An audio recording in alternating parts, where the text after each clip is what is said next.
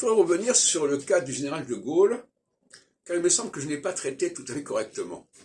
Tout simplement parce que je n'avais pas encore développé les outils nécessaires pour ça. Parce que toute la question, c'est de fabriquer des outils.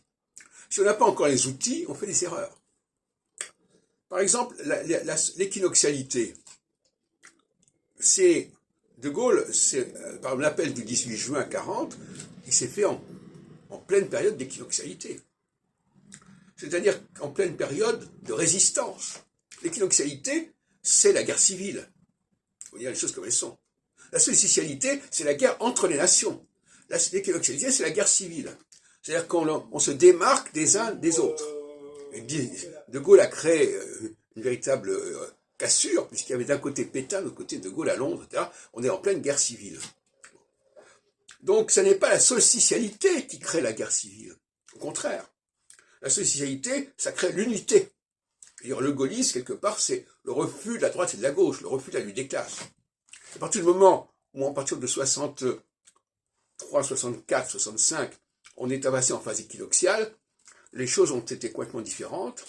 Et à ce moment-là, on n'était plus dans le mythe unitaire national, on était dans la conscience de classe. Et ça a donné le clash de 68, etc.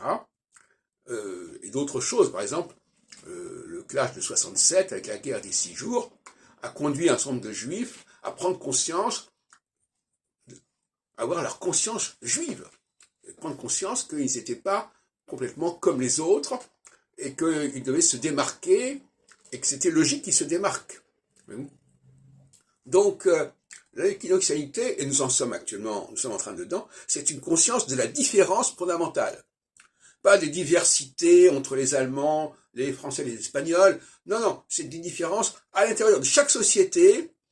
Il y a le prolétariat, il y a les juifs, il y a les femmes, il y a les races.